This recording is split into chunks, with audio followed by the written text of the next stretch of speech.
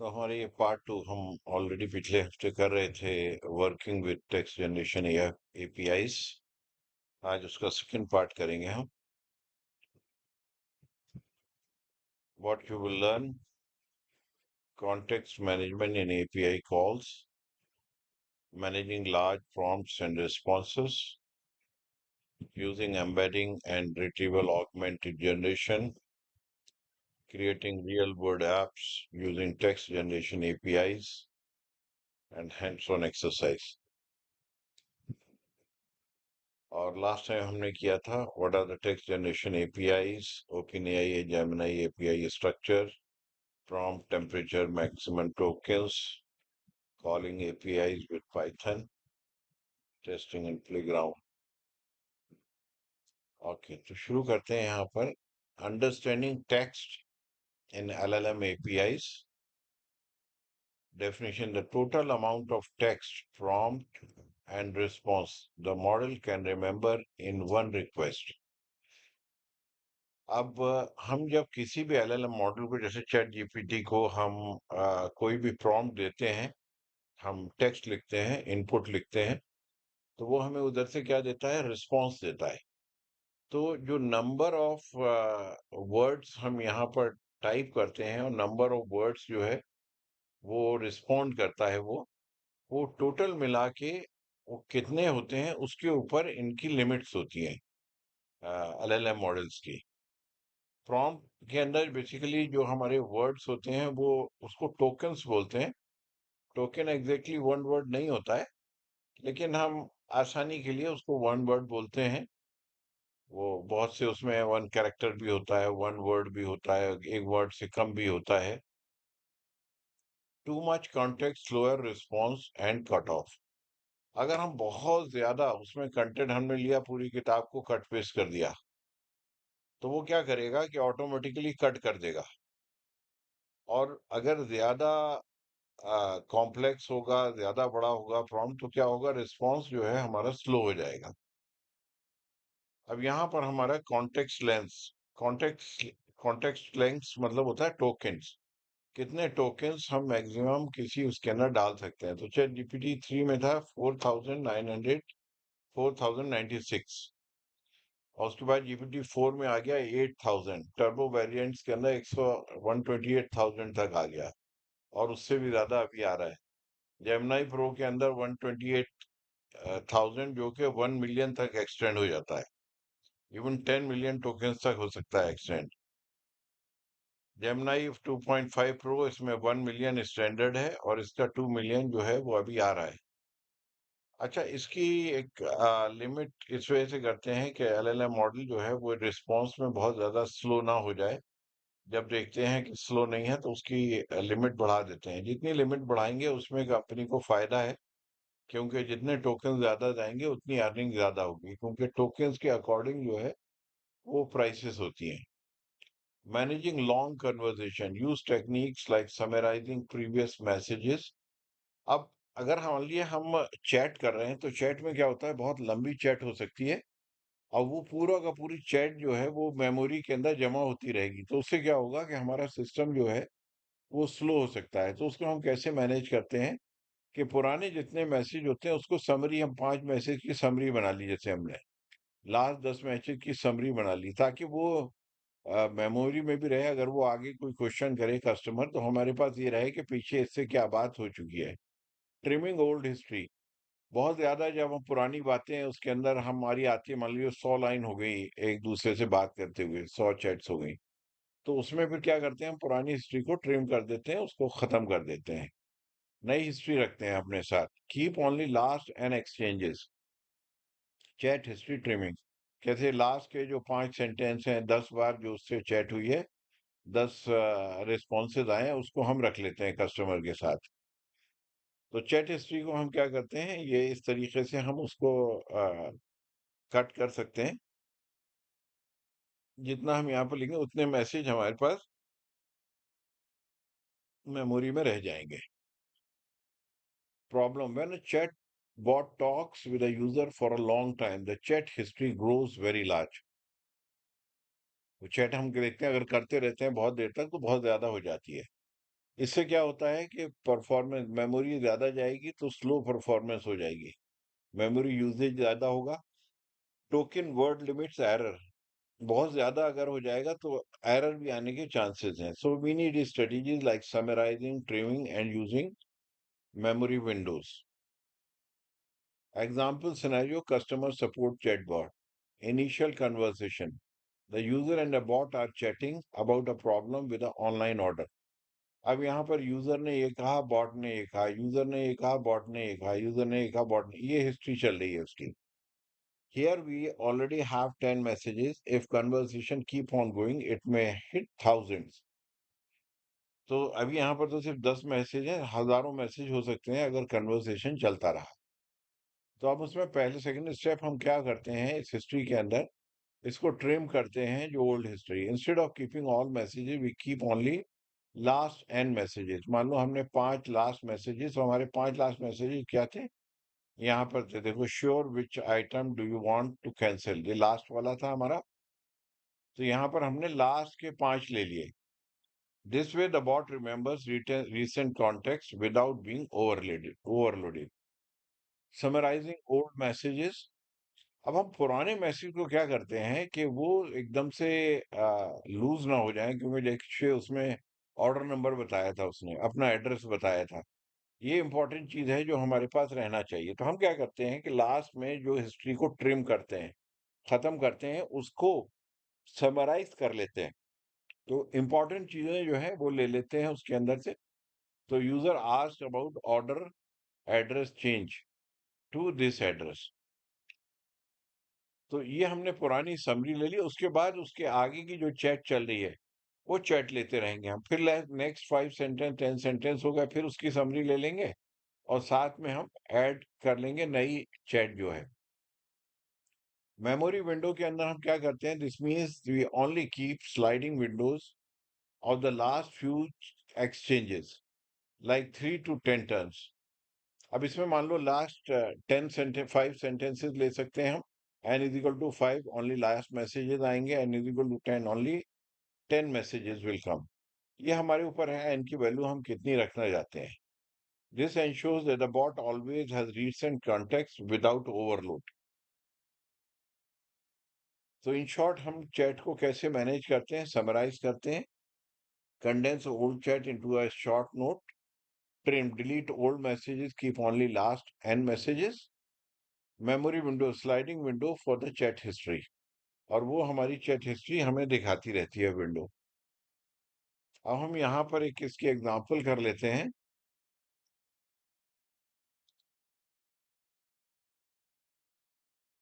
यही जो मैंने आपको दिखाया है ये कोड की फॉर्म में है। ये हमारी हिस्ट्री है, 10 सेंटेंस। उसके बाद हमने क्या किया, सही ये मेथड है जिसमें समराइज कर लिया लास्ट 5 सेंटेंसेस को। टाइमिंग ओल्ड हिस्ट्री, ये हमारी ओल्ड हिस्ट्री जो है उसको हमने ट्रिम कर दिया, 5 सिर्फ रखी है अपने पास। Apply memory window, memory window के अंदर क्या क्या रहेगा, हिस्ट्री हम ले लेते हैं जो हमने समराइज कर लिया। एक हिस्ट्री लास्ट 5 जो है वो हम ले लेते हैं, और साथ में हिस्ट्री को जो हमने समराइज कर लिया वो ले लेते हैं, और इसको हम रन करते हैं तो देखते हैं हमारे पास क्या आता है।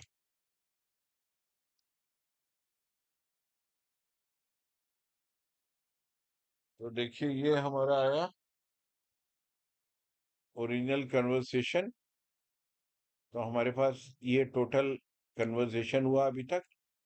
हमने ट्रिम करके लास्ट 5 ले लिए, और मेमोरी विंडो में हमने क्या क्या ले लिया, समरी ले ली और लास्ट 5 मैसेजेस ले लिए। तो टोटल हमारे पास कितने हो गए, 6। तो हमारी समरी यहाँ पर ये आ गई, user ask order 1 2 3 4 5 and the address. और लास्ट के जो हमारे यूजर और बॉट के बीच में चैट हुई है वो आ गई हमारे यहाँ पर। तो इस तरीके से हम कितनी भी लंबी चैट हो उसको मैनेज कर लेते हैं। वो कंटिन्यू भी करता है कोई, तो कोई इश्यू नहीं आता है।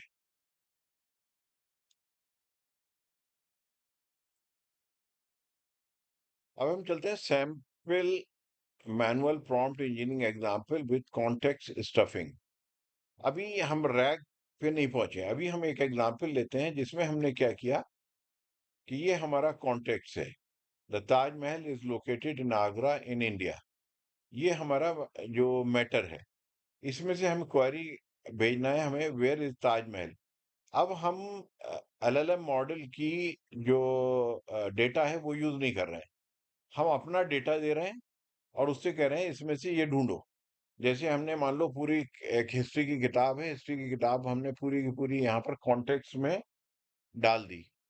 कॉन्टेक्स्ट के अंदर क्योंकि वो पूरा टेक्स्ट है, और डालने के बाद उसको फिर यहाँ पर एक क्वेश्चन किया, तो वो क्या करेगा कि उसमें से जहां पर भी ताजमहल होगा वो उसको निकालेगा। लेकिन हम क्या यूज कर रहे हैं, एलएलएम मॉडल यूज कर रहे हैं इस काम को करने के लिए। तो एलएलएम मॉडल को दोनों चीजें दे दी हमने। हमने अपना डेटा भी दे दिया, इनपुट डेटा, और वो भी दे दिया कि जो हम सर्च करना चाहते हैं, और उस पर प्रॉम्प्ट बना दिया उसको, the answer the following question using the context blow. Context हमारा था Taj Mahal is located in Agra India, और यूजर क्वेरी क्या है, वेयर इज ताजमहल, और उसका आंसर क्या होगा, send this language model, send this to a language model like GPT और जेमिनी। इसको हमने भेज दिया, तो हमारे पास क्या होगा, इसका आंसर आ जाएगा। तो हम इसको कर लेते हैं, पहले इसको एग्जाम्पल को कर लेते हैं हम।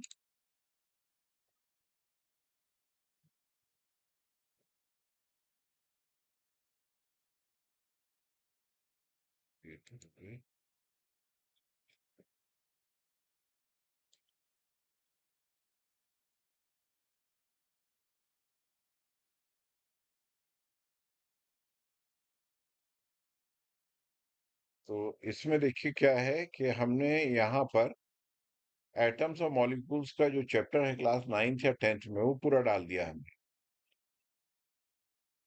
ये पूरा हमने डाल दिया, उसके बाद उससे पूछा व्हाट इज एन एटम। तो ये हमें क्या है, किसको दिया हमने, ये क्वेरी दी, ये प्रॉम्प्ट बनाया, answer the following question using the context blow. Context ये आ गया जिसमें हमारा पूरा चैप्टर है, और व्हाट इज एन एटम यहाँ पर आ गया। ये प्रॉम्प्ट हमने जेमिनाई को दिया, उसने हमें वहां से रिस्पॉन्स दे दिया। तो इसको हम रन करते हैं।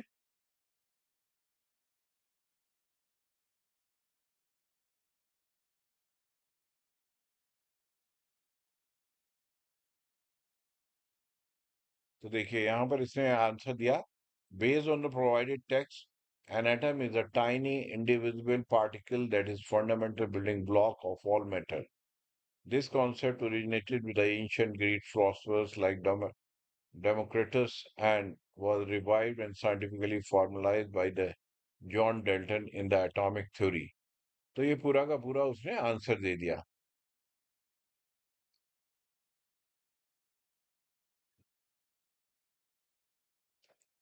तो ये जो हमारी एग्जाम्पल है, वो हम यूज कर रहे हैं इसके अंदर अपना कॉन्टेक्स्ट और यूजर। ये मैनुअल प्रॉम्प्ट इंजीनियरिंग है, बेसिकली हमने मैनुअली प्रॉम्प्ट बनाया, उसमें कॉन्टेक्स्ट जो है वो दे दिया, उसकी बेसिस पे क्वेश्चंस हमने आंसर ले लिया।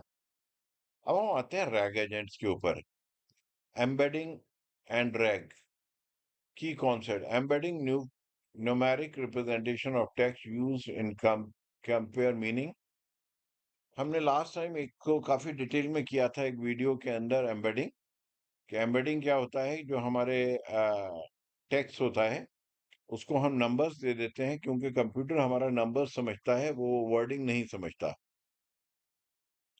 रैक की फुल फॉर्म है retrieval augmented generation, combine search and generation. ये सर्च करता है और साथ में जनरेट करता है, हमको retrieves relevant documents and feeds them into LLM. ये रिलेवेंट डॉक्यूमेंट्स जो है उससे रिट्रीव कर लेता है इंफॉर्मेशन, और उसके बाद फीड करता है एलएलएम। एलएलएम उसको इस फॉर्म के अंदर दिखा देता है जिससे आदमी को समझना आसान होता है। Example use case, ask a PDF और चैट विद योर नोट्स। आमतौर पे जब हमारा अपना मटेरियल है उसको हम देते हैं और उसके अंदर हम सर्च करते हैं अपने कंटेंट के अंदर। Retrieval augmented generation, number one, user sends a query. Query आती है, retrieve relevant documents from the vector database like Faiz और पाइनकोन। फैज जो है वो लाइब्रेरी है। Facebook artificial intelligence, artificial intelligence semantic search, merge retrieve contents into the prompt. जो हमने contents retrieve किए उसको प्रॉम्प्ट बनाते हैं, उसको जेमिनी या जीपीटी को भेजते हैं और उधर से हमें आंसर रिटर्न होता है। ये हमारा आर्किटेक्चर है रिट्रीवल रिट्रीवल ऑगमेंटेड जनरेशन का, जिसके अंदर डेटा हम देते हैं, डेटा को एम्बेडिंग फॉर्म के अंदर कन्वर्ट किया जाता है और वेक्टर डेटाबेस में रख दिया जाता है। जब ये डेटा वेक्टर डेटाबेस के अंदर रखा होगा तो ये जो इसके अंदर रखा जाता है वो एम्बेडिंग यानी कि नंबर्स की फॉर्म में रखा जाता है और फिर हम उसके ऊपर सिमिलैरिटी सर्च करते हैं। उस डेटा पे जो हमारा एआई डेटाबेस है उसको सिमिलैरिटी सर्च करते हैं और उससे हमें रिजल्ट्स निकलते हैं। तो ये जो प्रोसेस है वेक्टर डेटाबेस से इंफॉर्मेशन को लेके सिमिलैरिटी सर्च से डिस्प्ले करना, ये हमारा रिट्रीवल ऑगमेंटेड जनरेशन में आता है। अब यहाँ पर जो लाइब्रेरीज यूज होती हैं एम्बेडिंग के अंदर, दीज कन्वर्ट टेक्स्ट, इमेजेस और audio into vector embedding. Sentence transformers ये एक लाइब्रेरी है, हगिंग फेस के जरिए हगिंग फेस प्रोवाइड करता है। ओपन एआई एम्बेडिंग एपीआई है, text embedding 3 small, text embedding 3 large. ये ओपन एआई प्रोवाइड करता है embedding library. Hugging Face transformer BERT base and RoBERTa base. BERT जो है वो गूगल की तरफ से है, तो हगिंग फेस ट्रांसफॉर्मर्स जो है ये प्रोवाइड करता है library. Cohere embedding API, Google Vertex AI embedding, TensorFlow hub, PyTorch hub, pre train embedding models हैं। ये भी आपको एम्बेडिंग करके दे देंगे आपकी टेक्स्ट को। अब हम आगे नेक्स्ट वेक्टर डेटाबेस। अब हमारे पास एम्बेडिंग आ गई, नंबर, हर वर्ड का एक नंबर जो है, कोड वर्ड आ गया, कोड नंबर आ गया। लाइब्रेरीज, अब इसके अंदर लाइब्रेरीज की फॉर्म के अंदर डेटा को हम रख सकते हैं, स्टोर कर सकते हैं वर्चुअल मेमोरी के अंदर। These are Python C plus plus library that run fully on your code, no DB server is needed. इसके अंदर लाइब्रेरी, अब हमने बहुत बड़ा डेटा नहीं है तो हम क्या करेंगे, जैसे अभी हमने क्लास 9th या 10th का एटम और मॉलिक्यूल्स चैप्टर लिया, तो उसको हम क्या करते हैं मेमोरी में ही रख लेते हैं। जैसे हमारा फाइल्स है Facebook artificial intelligence similarity search, उसके अंदर हमने उसको रख लिया। इसके अंदर रखने से क्या होता है कि ये इस फॉर्म के अंदर रखता है जिसमें सर्च जो है बहुत फास्ट होती है। NY Spotify approximate nearest neighbours, HNS W library graph based ANN search. तो ये लाइब्रेरीज अवेलेबल हैं जिसको हम यूज कर सकते हैं। इसके बाद हमारा self hosted open source vector database है। These are database systems you can install and run locally on your server. तो हमारा क्रोमा है, पॉपुलर है काफी, open source, design for LangChain and RAG agents. Milvus, highly scalable vector database by Zilis. Viviet, open source semantic search database. Quadrant, Rust-based very fast vector database. And Redis with vector search module. In memory, DB extended for vector similarity. तो ये हमारे हो गए database जो locally हम अपने laptop के अंदर इंस्टॉल कर सकते हैं। क्लाउड मैनेज वेक्टर डेटाबेस, ये क्लाउड बेस्ड हैं जो सास के ऊपर होते हैं। उसमें पाइनकोन है, fully manage cloud vector database. ये साथ में पाइनकोन हो गया, तो जो हमारे सास के ऊपर डेटाबेसेस हैं वो साथ में लाइब्रेरीज भी देते हैं ताकि उनसे इंटीग्रेशन आसान हो। वीविएट है, जिलिस है, एस्ट्राडीबी है, रेडिस एंटरप्राइज है, ये सारे के सारे सास पे भी हैं, क्लाउड के ऊपर है। फिर हमारा आ गया नेक्स्ट सिमिलैरिटी सर्च। सिमिलैरिटी से अब हमारा डेटाबेस के अंदर, वेक्टर डेटाबेस के अंदर हमारे पास पूरा डेटा है जो एम्बेडिंग के बाद यहाँ पर हमने रख लिया। सिमिलैरिटी सर्च इस डेटाबेस के अंदर बहुत आसान होती है और these are defined how similarity are measures. तो इसमें एक कोसाइन सिमिलैरिटी होती है जो बेसिकली नेचुरल लैंग्वेज प्रोसेसिंग पे बेस्ड है और वो सिमिलर वर्ड सर्च करती है। इक्विलेडियन डिस्टेंस जो है वो ज्योमेट्रिक क्लोजनेस पे करती है कि कितना ज्योमेट्रिकली क्लोज है। मैनहट्टन डिस्टेंस वो दोनों 2 पॉइंट्स के बीच में कितना डिफरेंस है, उसको लेती है डिस्टेंस को। Dot product, inner product used in recommendation systems के अंदर यूज होता है। Python libraries for similarity search, ये लाइब्रेरीज यूज करते हैं scikit learn, SciPy, NumPy, Faiss, Annoy, NSWlib, ये लाइब्रेरीज अवेलेबल हैं सिमिलरिटी सर्च के लिए। तो हम क्या करते हैं, तो हमारा स्टेप डेटा इनपुट हुआ, एम्बेडिंग किया, वेक्टर डेटाबेस में रखा और सिमिलरिटी सर्च किया और रिजल्ट आ गया। ये हमारा रैग एजेंट कहलाता है। अब इसके benefits of using vectors before feeding to LLM. अब कोई आदमी ये कहे कि भाई मैं तो सीधा जो है चैट जीपीटी को और जेमिनी को पूरी की पूरी किताब दे देता हूँ और वो तो मुझे आंसर दे सकता है। 1 मिलियन लाइन, 2 मिलियन लाइन तो पॉसिबल, बिल्कुल पॉसिबल है। लेकिन क्या है कि वो पर वर्ड जितने भी जाएंगे इनपुट, उसके पैसे लगेंगे। तो पता लगा एक ही बार के अंदर $2000, $100, $500 खत्म हो गए। तो उस पैसे को बचाने के लिए हम एक तो यूज करते हैं कि हम उसको खुद ब खुद कन्वर्ट कर लेते हैं वेक्टर फॉर्म के अंदर, और उससे जो उससे सिमिलर सर्च करके उसमें से मिनिमम डेटा निकाल लेते हैं, उसको हम बस एलएलएम को देते हैं, तो हमारा कॉस्टिंग जो है वो कम हो जाती है। Semantic search, you can compare user queries with your knowledge base using the cosine similarity match, where is Taj Mahal, with a stored sentence like Taj Mahal is located in Agra। ये सीमेंटिक सर्च है, हम खुद जो है semantic search कर सकते हैं कि उससे क्लोज क्या आंसर होगा। Efficient retrieval, instead of feeding all the data in the LLM, you use vector to retrieve the most relevant context and then pass only that to the LLM। ये हमारा efficient retrieval, जो हमें काम की चीज है हमने उस किताब में से निकाल लिया। मान लो एटम, हमने कहा व्हाट इज एन एटम। अब पूरी किताब में तो बहुत सारी चीजें हैं, एक ही चैप्टर है जो एटम से रेलेवेंट है क्लास 9 में मान लो। तो इसके अंदर ये क्या करेगा, जो रेलेवेंट होगा, मोस्ट इंपॉर्टेंट टेक्स्ट होंगे, मोस्ट इंपॉर्टेंट सेंटेंसेस होंगे, उसको ले लेगा और उसको एलएलएम मॉडल को दे देगा और वो उसके अंदर आंसर दे देगा। Scalability, vectors are index enable fast retrieval even from the millions of documents। अब इसमें ये एडवांटेज होता है कि कितना भी हम इसके अंदर वेक्टर फॉर्म के अंदर इंडेक्सिंग करके रख दें, तो सर्च बहुत फास्ट होती है इसके अंदर। रिड्यूस टोकन कॉस्ट, टोकन कर कम जाएंगे तो कॉस्ट कम हो जाएगी। Improve accuracy, LLM answer better when you give them highly relevant focused context retrieval using vector similarity. अगर हम उसको सिमिलर कंटेंट्स देंगे जो हमारी क्वेरी से रेलेवेंट है, तो एलएलएम मॉडल उतना ही अच्छा आंसर हमको देगा। Multilingual paraphrase robustness. Embedding can match semantically similar phrase even if the wording changes. For example, where is Taj Mahal? हमने where is Taj Mahal की जगह लेकर दिया लोकेशन ऑफ द ताजमहल, तभी वो समझ जाएगा कि मुझे आंसर क्या देना है।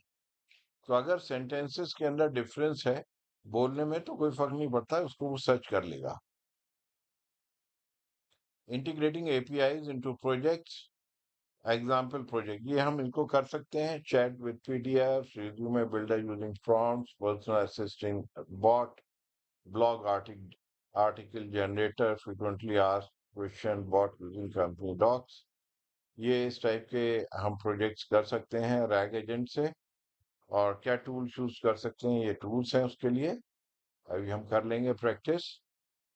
Real word use cases, chat with the documents, so ये हमारा अभी हमने बताया, ये चीजें हम कर सकते हैं। तो इसमें स्टेप्स हैं कैसे करते हैं हम, इसके अंदर अपलोड करते हैं पीडीएफ या अपना कंटेंट देते हैं, उसको चंक्स में छोटे छोटे सेंटेंसेस के अंदर हम ब्रेक कर देते हैं। Generating embedding, store it into phase, embedding किया और फेज में स्टोर कर दिया। On query find relevant chunks, उसके बाद हमने सिमेंटिक सर्च लगाई और रिलेवेंट जो सेंटेंसेस है वो सर्च कर लिया, और उन चंक्स को और उन सेंटेंसेस को हमने एलएलएम मॉडल को दे दिया, उसने हमें रिजल्ट दे दिया। उसके लिए लाइब्रेरीज ये यूज करते हैं। Rag application requirements fulfilled, rag में हमें रिट्रीवल और जनरेशन दो चीजें चाहिए। तो डेटा हमें चाहिए, उसके बाद हमने चंकिंग की, उसको सेंटेंसेस में छोटे-छोटे सेंटेंसेस में ब्रेक किया, एम्बेडिंग की, इंडेक्सिंग की और सिमिलर सर्च कर लिया हमने।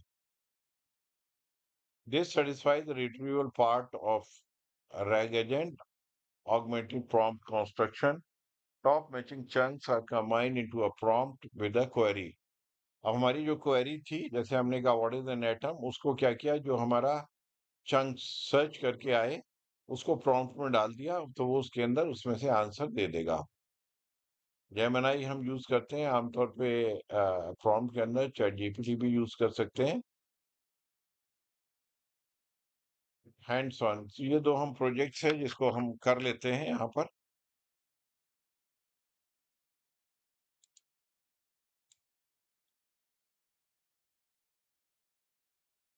तो देखिए यहाँ पर जनरेट मॉडल, ये हम मॉडल यूज कर रहे हैं। Taj Mahal is located in Agra India, where is the city Taj Mahal. तो सबसे पहले हमने क्या किया, एम्बेडिंग की। तो हमने जो है वो गूगल का ये मॉडल यूज किया एम्बेडिंग के लिए। Compute cosine similarity between queries in the context, उसके बाद हमने सिमिलरिटी सर्च की। If similar construct the prompt and send, अगर हमें सिमिलर मिल गया, उसकी एक्यूरेसी जो है 0.5 से ऊपर आ गई, तो हमने जो हमें वहां से सेंटेंसेस मिले हैं उसके साथ हमने क्वेश्चन डाला और उसको जो है वो हमने जेमिनाई मॉडल को दे दिया। तो देखिए हमारे पास क्या आंसर आता है।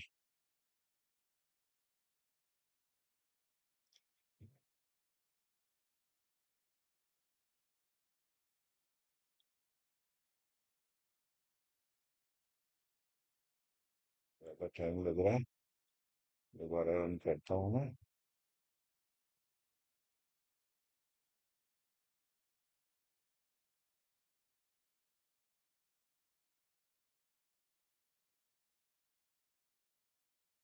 ठीक है, जब तक हमारा आंसर आ रहा है हम चलते हैं अपनी स्लाइड के ऊपर। तो हम एक और ये करेंगे इसके बाद, नेक्स्ट पे चलते हैं।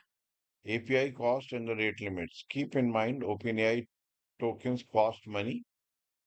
तो जैसे जीपीटी 5 आ गया, मोर एक्सपेंसिव देन जीपीटी 3.5 और the 4। Gemini has free with the limit, Gemini जो है काफी फ्री देता है, उसके अंदर आपको अपने बैंक क्रेडेंशियल्स डालने की जरूरत नहीं है। हमें जो है टोकन्स और डेली लिमिट्स, कॉस्ट ऑप्टिमाइजेशन ये देखते रहना चाहिए। तो देखिए यहाँ पर इसकी एक्यूरेसी जो है 0.87% आई, और उसने हमें आंसर दे दिया the Taj Mahal is in Agra. अब हम नेक्स्ट जो है एक और कर लेते हैं।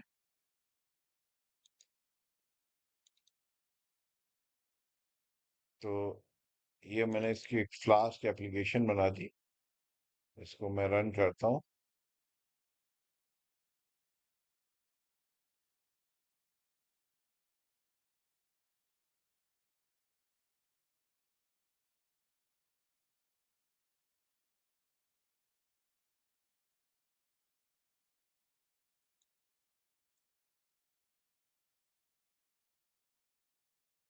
तो ये देखिए मैं अब इसके अंदर पीडीएफ अपलोड करता हूँ।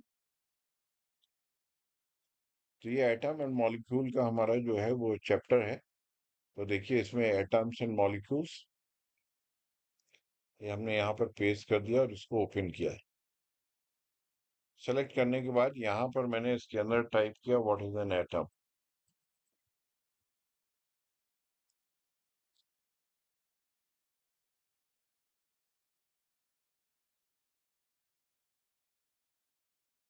तो इस चैप्टर में से आंसर निकालेगा, और ये इसने आंसर बना के दे दिया। Based on the provided text, an atom as named by Democritus is an indivisible particle. The text notes that the idea was philosophical until the 8th century when the experiment validation became possible. तो ये उसी chapter में से इसने answer दे दिया। तो दो चार स्लाइड्स हैं, हम कर लेते हैं, शायद हो गई। वेबसाइट्स जो है ये हैं, इससे और सीख सकते हैं हम। So you have learned managing context and a long prompts, embedding and retrieval, RAG pipeline with GPT Gemini, real world apps with API, Python code examples for LLM projects.